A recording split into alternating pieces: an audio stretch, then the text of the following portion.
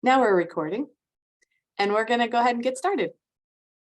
Thank you, Dr. Ide. Well, good afternoon, everyone. Thank you so much for joining me this afternoon. This presentation is for our professors and staff.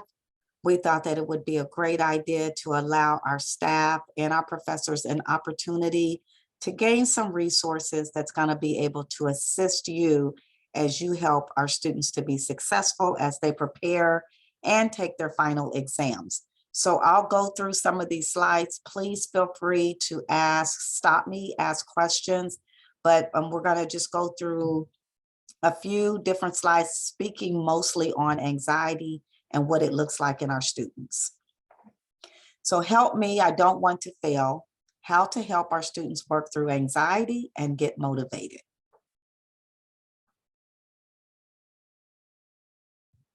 So just to give you a little statistics, a recent article in the New York Times reported that 60% of today's college students suffer from anxiety disorders and also psychological distress. And so we are looking at students that are experiencing causes from early childhood, trauma. We're looking at biochemical imbalance, and then the stress of economic insecurity. And so these are some of the areas that we will be covering throughout the slide, and also giving you different types of interventions and coping mechanisms that you can utilize that will help students that have experienced one of these causes.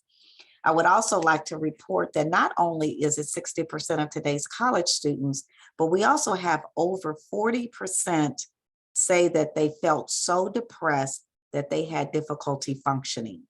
And so that's another high number. And so when we look at our students not only experiencing anxiety, but they're just also experiencing an overwhelming need of feeling very low and not able to function, what I would look at as some of their studies and as they approach their final exams. So when we're looking at anxiety in college students, what students have to manage during college life? And I put this because I just want us to be mindful that as our students come to class, they are going through heavy loads of coursework. They're also dealing with extracurricular activities. They're holding part-time and full-time jobs. I just literally had a student today tell me that she had an accident in her car. She doesn't have transportation. She doesn't have a job, and she's trying to maintain her grades during final week. So she had a lot on her plate. And so when we talk about the heavy loads of coursework and everything that comes with it, she's also coping with the stress of trying to juggle all of that, and how do you find balance. Some of our students are also coping with the stress of choosing a new career based on their educational goals. And then looking from outside the classroom, we still have a huge number of students that go through bullying and harassment, that they, even with some of their social anxiety that they are faced with, even on the campus in their campus experience.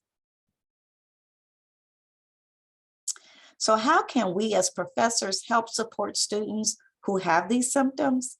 You have to first be mindful and just kind of start looking at some of our students that come into the classroom.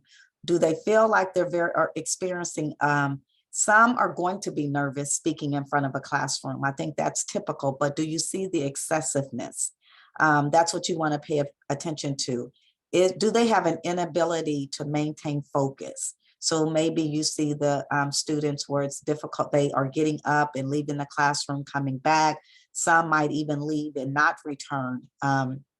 So they kind of find that as an unease to where to sit in the classroom.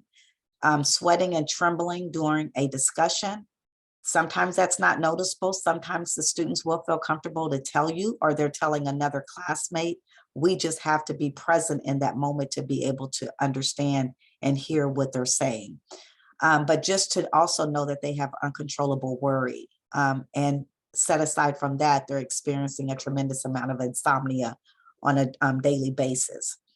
So, sometimes we as professors, we tend to think that this is a zone out for our students, and it's just a way that they get out of not wanting to do their work, not wanting to do what is required of them, but it's really them shutting down because they don't know how to be able to take this anxiety, and how do they function in the midst of when their anxiety is at an all-time high.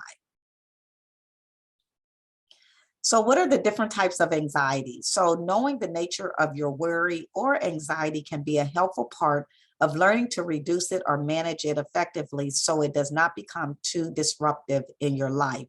And so this is when we start to see students falling off, they're not coming to class, absenteeism is at an all-time high. This definitely we want to raise a red flag to what are the possibilities that can be going on with this student. And next, so when we look at the different types of anxiety, and then we're going to list another one. The first one is generalized anxiety. Our second one is situational anxiety and social anxiety, performance anxiety, and then the last one is panic attacks.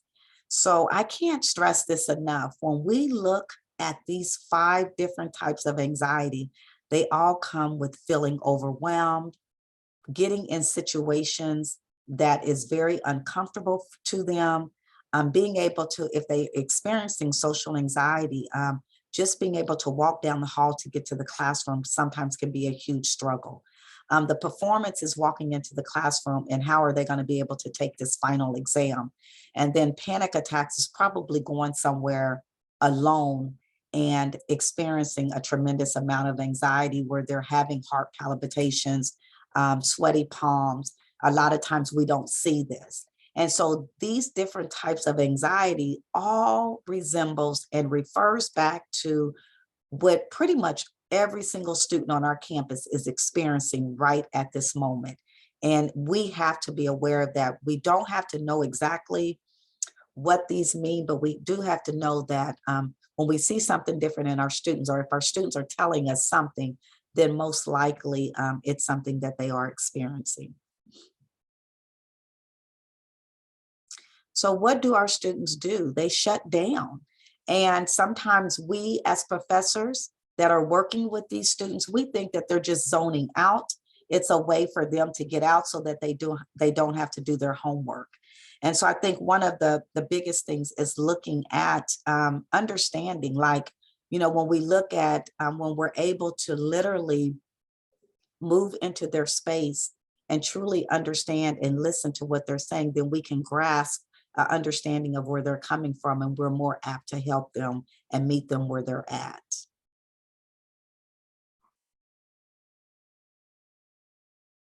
Next slide.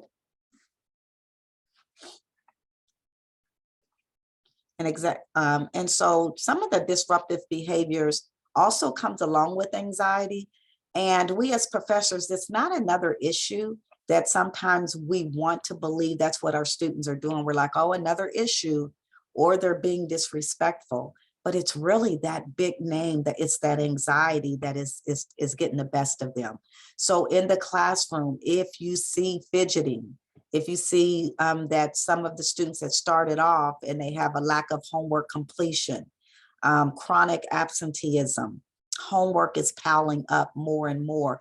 These are some signs that students need to be able, if they're not able to have that communication, can you be a little bit more alert to go to them and have that conversation? Because I will tell you, when we look at some of our students, their belief in their ability to complete a task or achieve a goal sometimes is very low.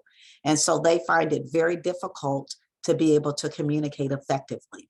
So when we think that sometimes they might be being disrespectful, or they don't care, or they're just zoning out on us, they're really allowing the anxiety to get the best of them, and they're shutting down. So students have to have that self-efficacy skill so that they can communicate effectively to our professors. But at the same time, we as professors, teachers, we have to be mindful of some of these signs that we see. And can we ask those questions? Dr. Connor, would you So the one thing I notice in my classes is a lot of like looking at phones during class. Uh-huh. Would you call that, I mean, there's the like, I'm just glued to my phone all the time, but do you suppose that's a way the students are trying to deal with their anxiety as well? It could be because it allows them sometimes to maybe feel like the unrealistic goal that I'm not sitting here, or if I look like I'm doing something else, I won't get called on. So that is a huge distraction. Just kind of like how we use our squeeze balls when we have a high level of anxiety, that could be also a reason. The only way that we can get through that is, and I'll talk about it a little bit more in our slides, but once you ask that student, is there anything that I can help you with to be successful? We can give them breaks. And so we can say, hey, instead of using your phone, this is something that I'm able to replace that with. So maybe you need just like a 2-minute break to go to the restroom and then come back. And so having those conversations allows the student to know that this professor is in my corner. And so hopefully that lessens that anxiety instead of the student taking up on themselves to try to feel like they need to just kind of disappear into their phones. And that's kind of their safe mechanism for them not to get called on, not to have to raise their hand or so forth. So that's a good point. So I'll tell you a few work avoidance stories, Dr. I, just kind of like what you mentioned, but I have had students that I have talked to, and they come to session and they would tell me that they go to the restroom frequently and they sit in the bathroom and they will have a panic attack just due sometimes just to walking in the crowded hallways. So just to get into the building, to get to a class, I have students that have challenges and struggles with that. And then once they enter into that classroom, then there's another level of feeling overwhelmed, that where do they sit? Is this a good space to sit in? Is someone going to look at me from the back and say something about me? And so is the teacher going to call on me? Where's a safe place for me to be? So sometimes you will see those students, they will walk in and they will look at their phone because then they feel that that's a distraction and no one will pay attention to them. Now, on the other case too, it's very, very important. I'm not saying that that's okay, is to just have those conversations and see what's going on with them. Another work avoidance story is a student would go sit in their car and they would cry and refuse to come back to classroom due to the amount of workload and just feel like there's no way out. And how do I come back and tell the story that I still don't have my work done? The time got away from me. I felt overwhelmed. So many other things were going on in my life that I wasn't able to get this work done. And so they go in their car alone and experience a panic attack. And so those are things that we also just kind of need to be mindful of. And so once again, it's not a zone out. These students will shut down. And because it's a lot safer for them to just disappear and not exist. And so that's what that shutdown looks, is when they walk out of the classroom, and sometimes the professors see it as a form of disrespect or them not wanting to do the work. So professors, I ask, we really need to pause for a moment, and we really need to look at our students, see what space they could be coming from based off of the conversations that they give to you, based off of their actions in the classroom. So when students suffer from anxiety, one of the three things that we look at is the emotional cause, the physical cause, or even the behavioral part. So when we see these three things in a student, we know they are experiencing a crisis of a mental health. I know Dr. Lil, there's many professors that reach out to me.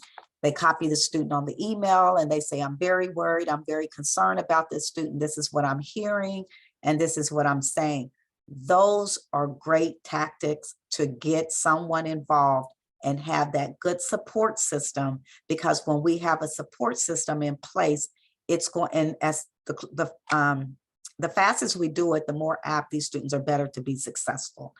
So they don't go unnoticed and they don't go ignored. So I really appreciate when we have some of the professors that are reaching out immediately because they do see a change, or the student felt that the professor was approachable.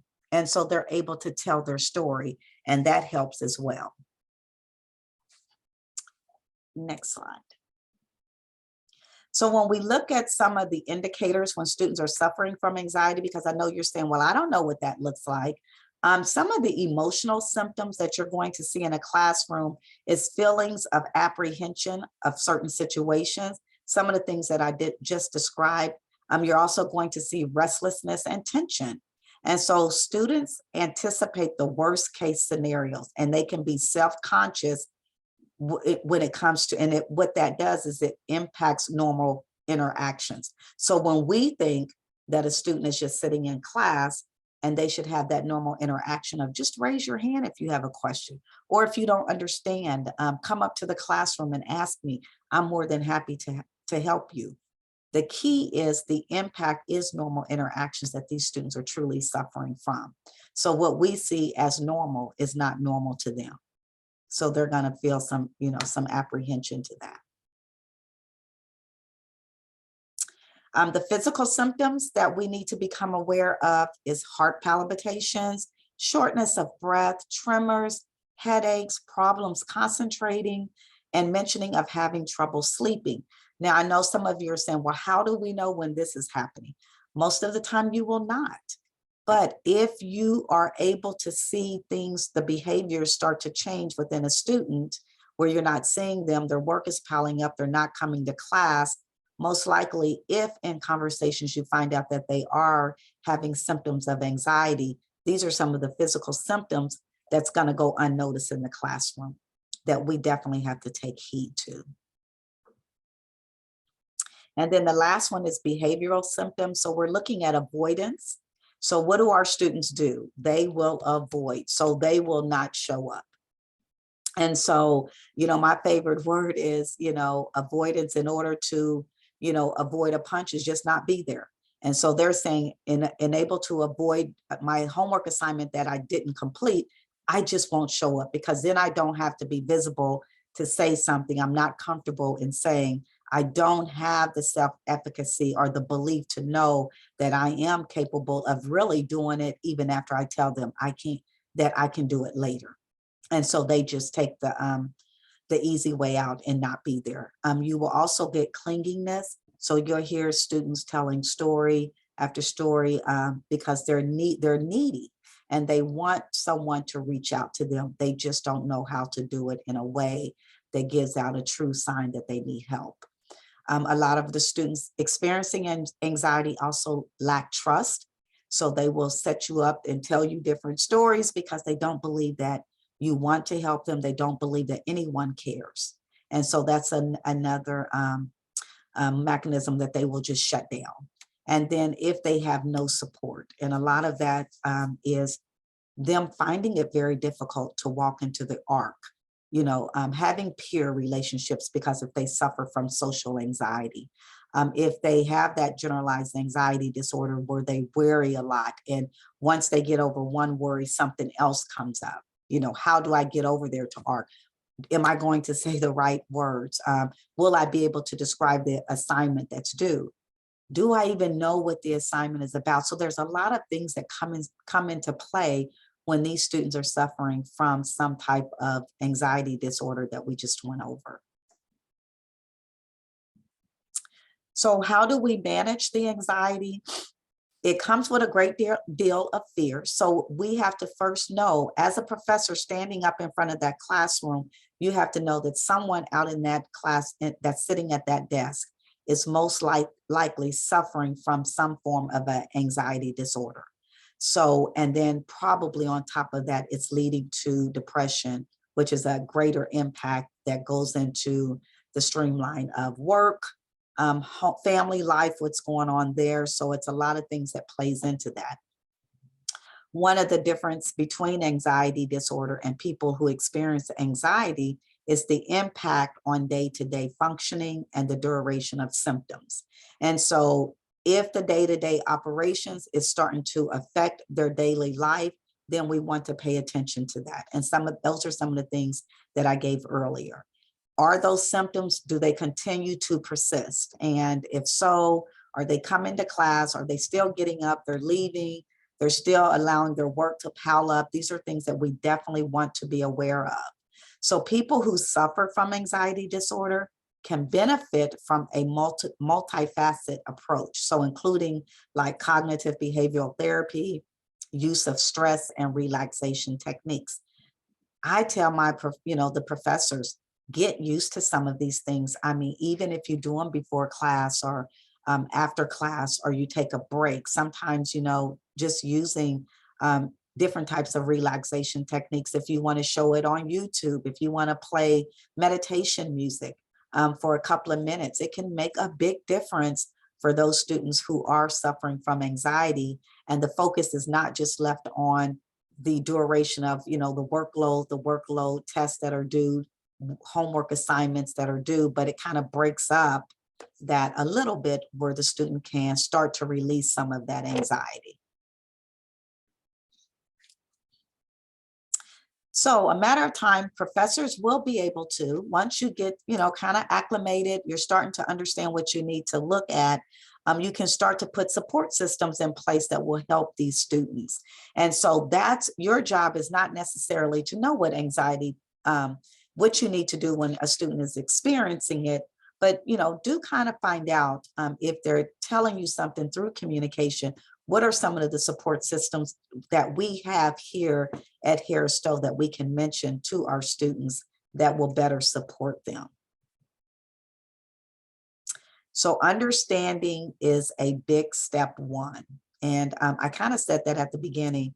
I think if we can literally be very sympathetic to the meaning of their emotion that they're experiencing, then we will feel kind of what they're going through, and that will give us a better way of understanding what they're doing and what can we do to assist.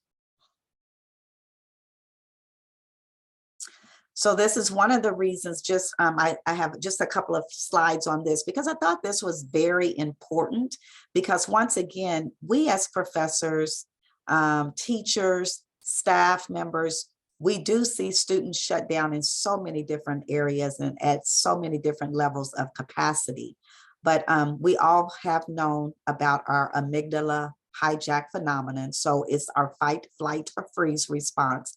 And so these are survival mechanisms that are in the brain that we automatically have. It's on our limbic system, and it can give us a loss of executive functioning, and then the body can shut down and it goes into a hijack mode. So when I speak a lot through these slides about shutdown, it's not that the student's just saying, oh, I'm just shutting down, but it's actually a mechanism in the brain that allows that to happen. And so if we can truly understand that and know that these students, some of our students that suffer from a high level of anxiety, is just not showing us disrespect by walking out, but they could definitely be going through one of the hijack phenomenons. So when students are in the hijack mode, their bodies shut down and all the symptoms of anxiety becomes concurrent. And so once again, when it shuts down, they're looking at heart palpitations, sweaty hands, crying, inability to do anything, and then the impulse to remove themselves from any situation, because now that situation has become a threat to them. And so when it becomes a threat to them and they don't have that mechanism or that intervention to do what they need to do, then they're going to flee. And so I think if we understand this, then we're more apt to try to really reach them in the space that they truly need to be reached, and know that this is just something that they haven't conjured up, but it's something truly that is going on within their system.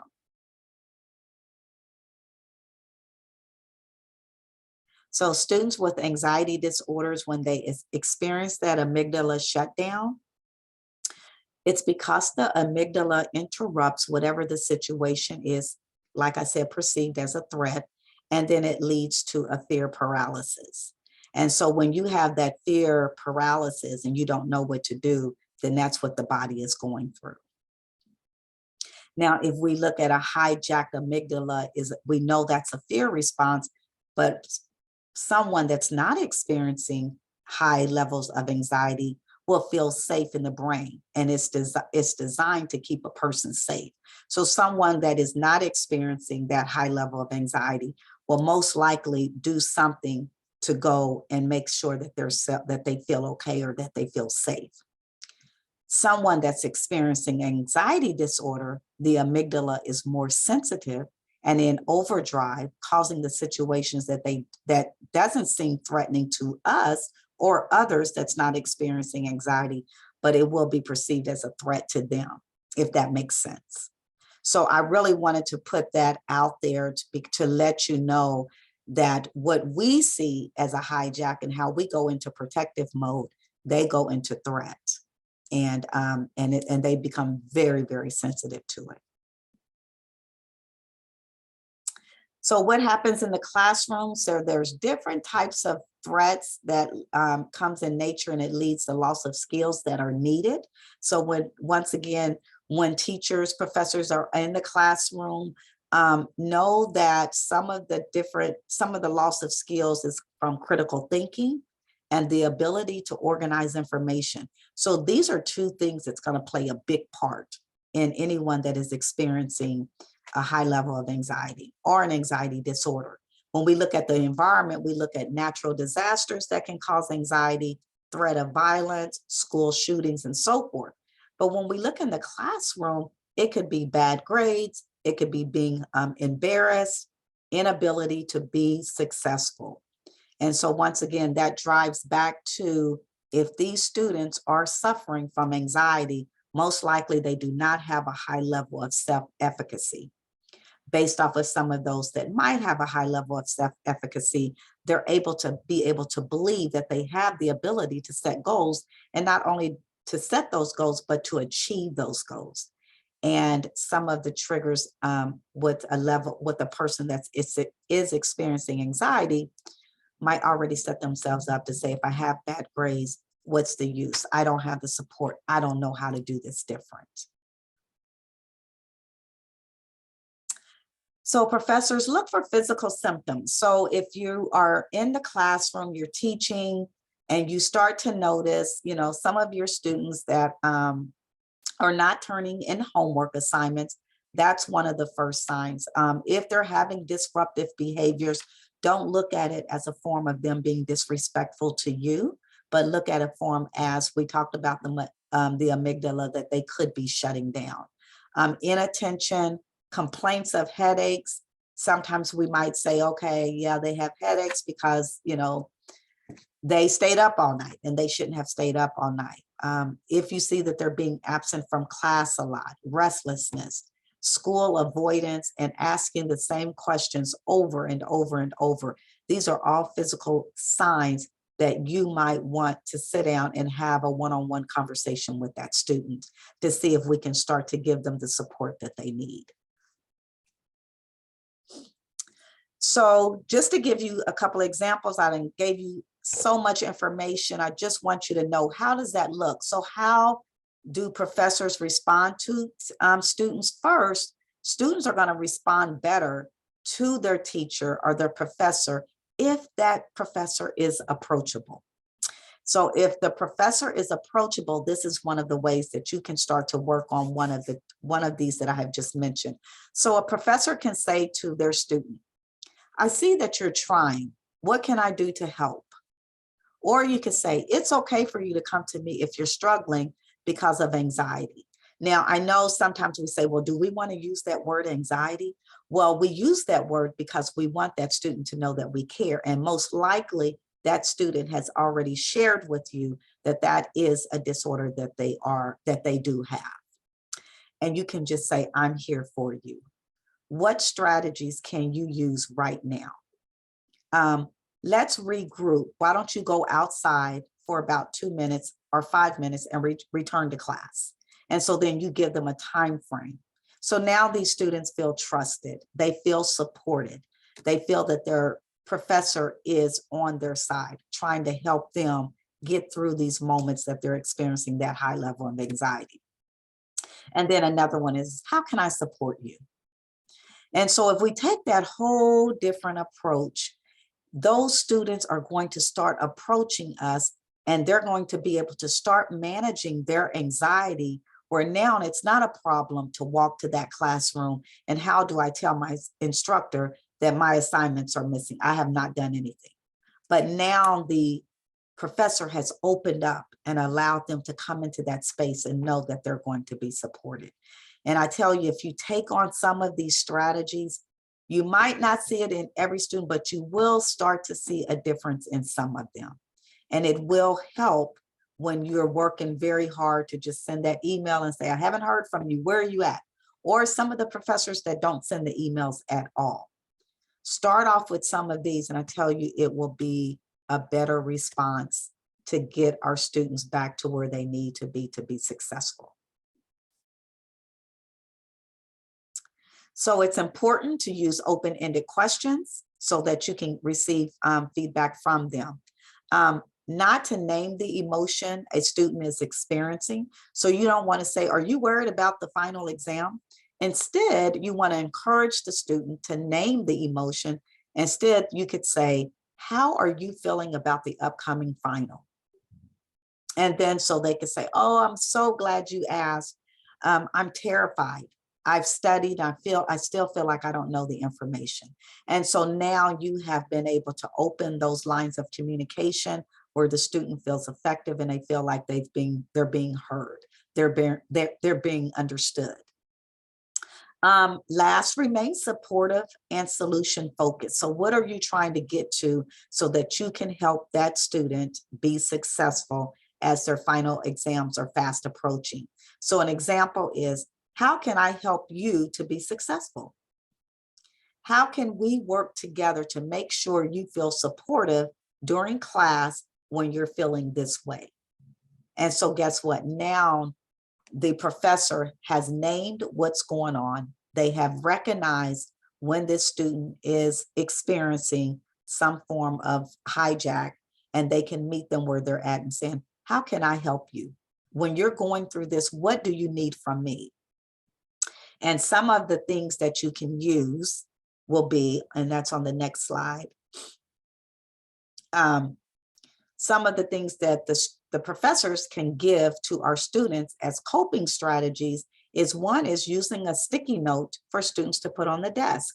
So like, say, for example, once you find out some of your students who are struggling, you know that they probably have a fear of raising their hand. They have a fear of walking to the front of the classroom. You can give them sticky notes and they can write on a sticky note exactly what they need. You can see that sticky note and you can go by, collect that sticky note, and then you can give them the nod for them to move forward with whatever their request is. This kind of gives a predetermined sign to take a break for that student. The professor can also make eye contact with the student to take a break. The professor can give the student a nod to show they care, and the student can run errands for a professor. So if a professor knows that they're struggling with anxiety, it's hard for them to sit still for a long period of time, they could say, hey, Lisa, do you mind making this errand for me? And guess what? That's kind of breaking up that anxiety. When they come back, it's de-escalated a little bit, and hopefully they have enough to get through the rest of the class. So coping strategies for students. So you can remind your students, hey, make sure you can do deep breathing techniques. Sometimes listening to your favorite music, dancing to your music, doing mindfulness exercises that you can find on YouTube. Take a water break. I'm okay with giving you a 1 minute, 2 minute water break if you need it. Refocus by stepping out of the class and just taking a walk. Whatever I can do to support you, let me know. And then we also want to be mindful, not only do our professors are already in workload, they're doing a lot as well. So you need daily self-care as well. So as a professor, make sure you're eating balanced meals, make sure you're regrouping before your next class, and whatever that may look like. That might look like you going to your car and sitting for about 15 minutes and just taking a mental break, you know, where it's peace and quiet. You can also do mindfulness exercises. Are you exercising on a regular basis? hiking, dancing, or any type of hobby that you enjoy. So it's always important as you take care of your self-care is once you find out what some of the challenges are with your students, follow up with them after class to reinforce that positive coping strategy for students who struggle with that anxiety. And so if you follow up and say, hey, how did that sticky note work for you? And then the student might say, oh, it was very helpful. I just felt safe. And I felt like no one knew, and I was able to get out and take a break.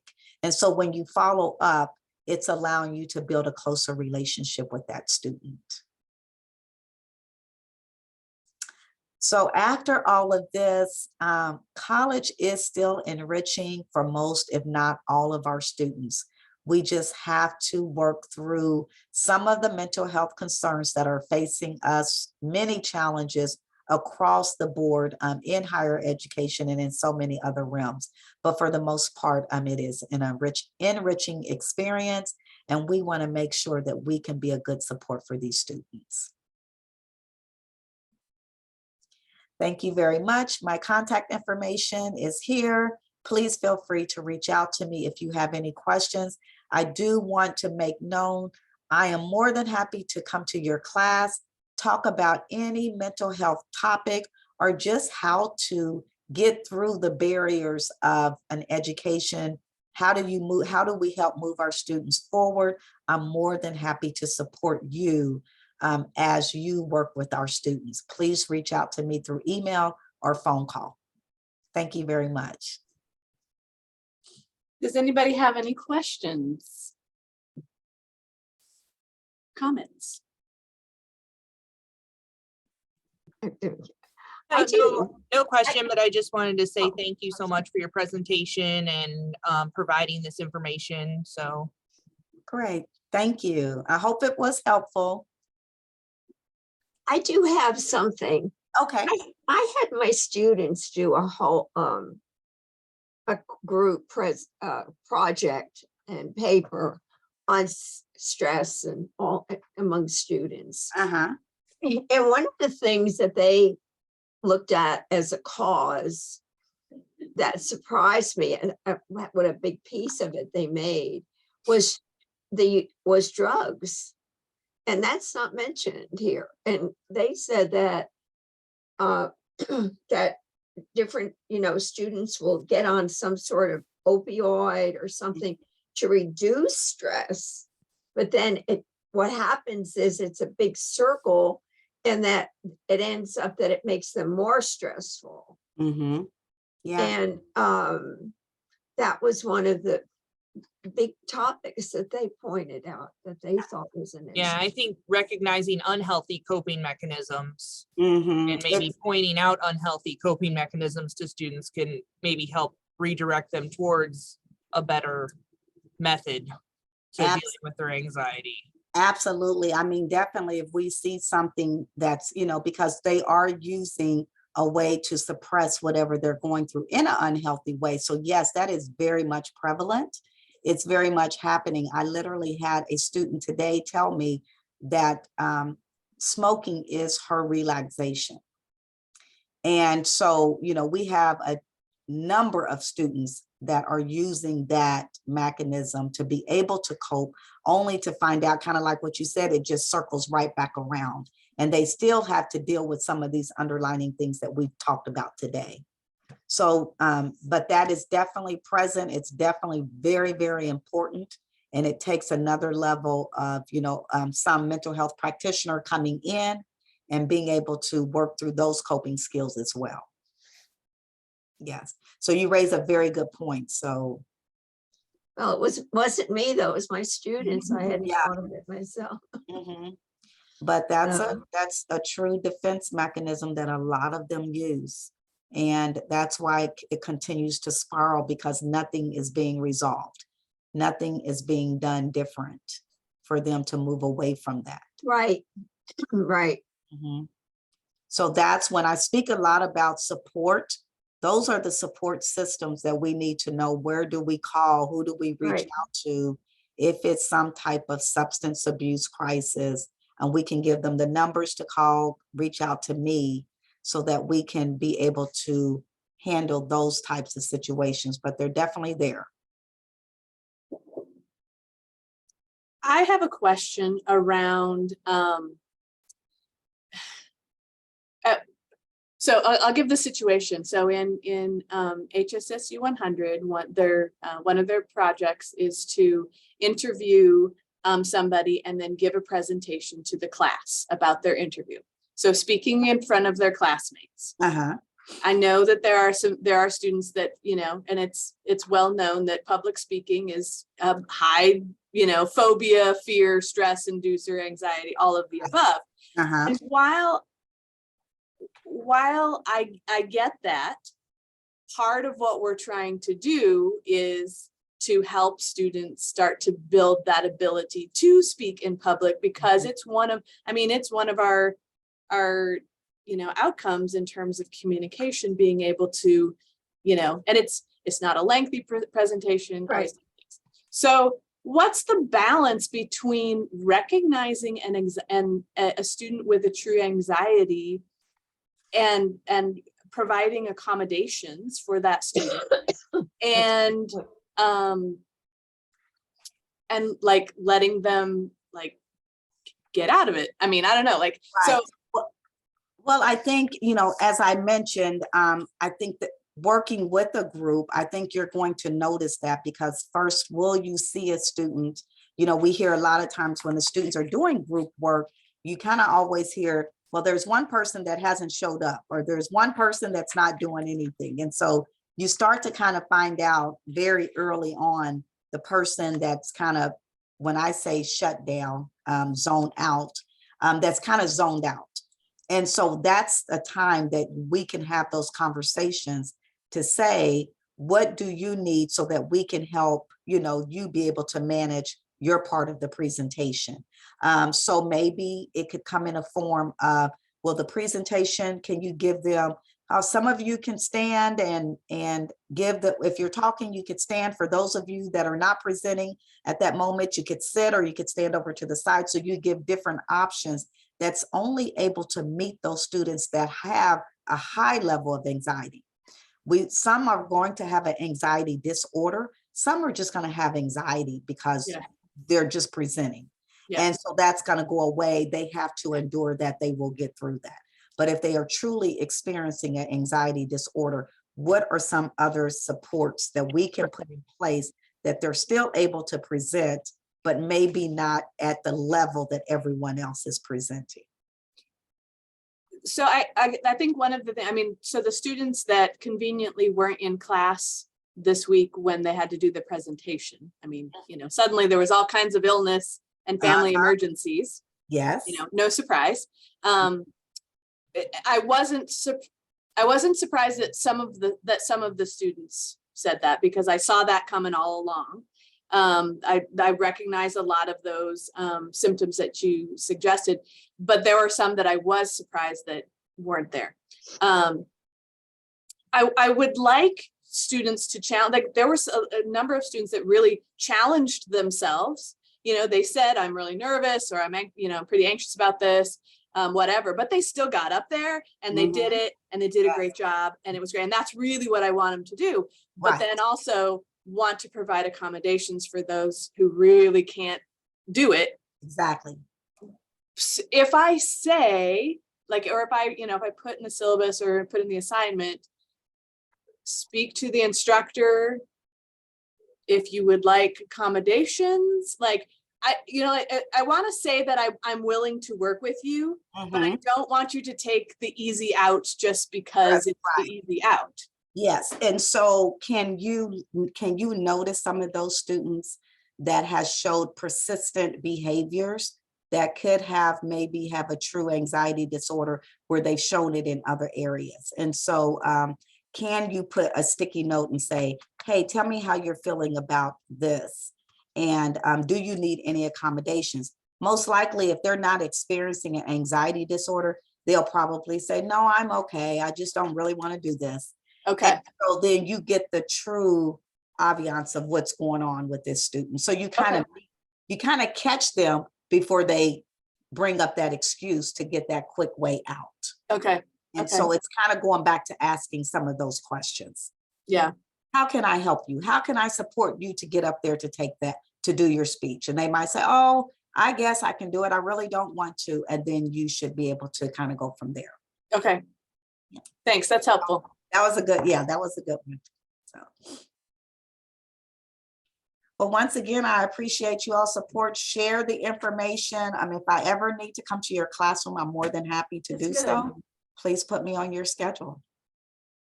Okay. Thanks, Dr. Connor. Okay, thank you all so much. Thank you.